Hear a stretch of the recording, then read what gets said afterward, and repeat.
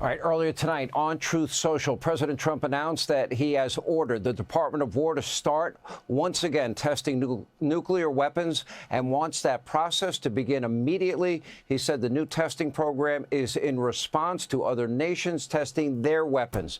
Here with a lot more on that as we await the start of this historic sit-down between the president and President Xi of China. We have Senator Tom Cotton of Arkansas with us. Senator, good to have you. I can go back. I'll read the entire statement because I think it's deep and I think it's profound and I think it's important. And I think it really is a moment that we better pay very close attention to. And as blunt as the president was, he was blunt here. The U.S. has more nuclear weapons than any other country.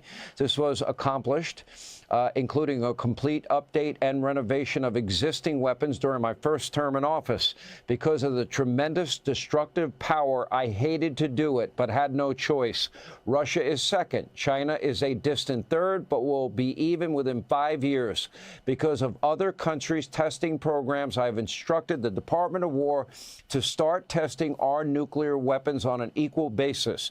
That process begins immediately. Thank you for your attention to this matter. I think President Trump is once again reflecting sentiment that President Reagan had in the 1980s.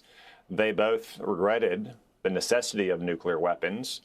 They dreamed of a world in which we might not have nuclear weapons. But as long as adversaries like communist Russia back in the day, and today Russia and communist China have nuclear weapons and they're rapidly expanding their arsenal and they're testing their weapons, the United States can't afford to unilaterally disarm. That we have to make sure that our nuclear arsenal is second to none, that it won't be overmatched by the combined forces of Russia and China, that our aging weapons are still usable, and that our new weapons are designed and made properly. So I agree with what President Trump has announced. It's only sensible that in a world when Russia and China are threatening the United States with a rapidly growing and novel nuclear arsenal. It really does, by every measure. I will tell you this. If you look at your screen, it looks like the motorcade, President Trump has already arrived moments ago. It looks like the motorcade, I have to assume, of President Xi is pulling up now as we speak.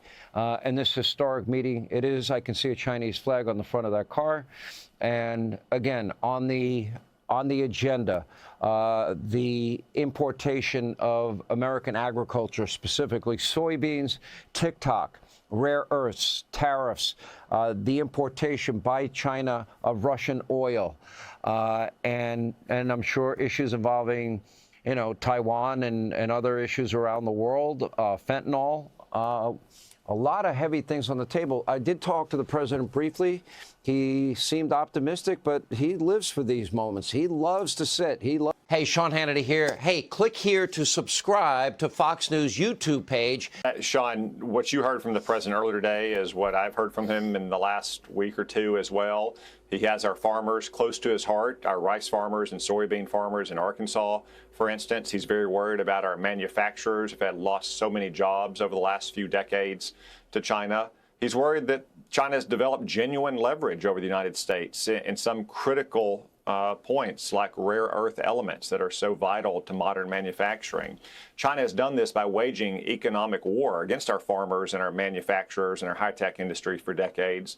For too long, we turned the other cheek and didn't pay attention to it. We acquiesced to it.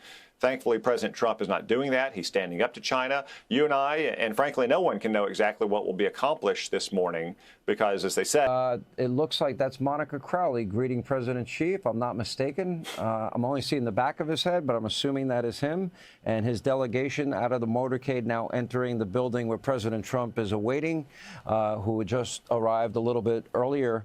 You know, it's very interesting in the lead up to all of this.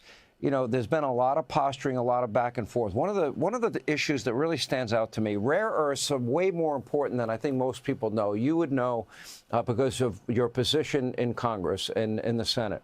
And that is, it is imperative, for example, magnets for auto manufacturing.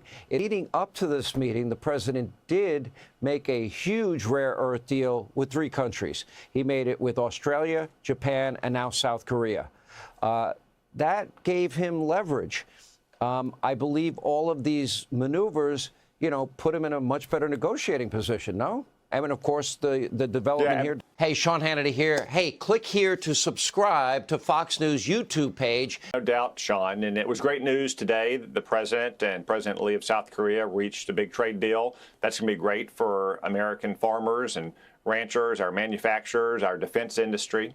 And as you said, it is going to give the president more leverage if we have more avenues to import rare earth elements and their finished components from countries like Australia and Japan and South Korea, which is, say, friendly allied nations. Again, it's unfortunate that for too many decades, America ignored China's growing leverage in some of these places. President Trump is committed to eliminating that leverage, to making sure that we have supply chains for vital products that are not dependent upon China. So today's news about another trade deal in South Korea is a great gust of wind in our sails as President Trump sits down with Xi. And again, I know that we can't say exactly what's going to happen. Nothing is settled until everything is settled. But I know that he's going in very clear-eyed and hard-nosed in defense of about the algorithms and the makeup of TikTok. That's going to be a big issue as well. It looks like that deal is kind of, at least on paper, laid out, where I assume that China will pay us a certain amount of money for that. And I assume that we will control the algorithms as it relates to it working within the U.S. Would you assume that? What the law calls for. Congress passed a law last year with overwhelming majorities. It wasn't a law to ban TikTok. It was a law to try to force TikTok to break its ties to communist China. And you put your finger on the critical question, control of the algorithm. Will control of the TikTok algorithm be in the hands of its new American owners and engineers, or will it remain in the hands of communist China, the parent company ByteDance? If it's in the hands of Americans, then it's really just another social media app like Facebook or Instagram or X or what have you.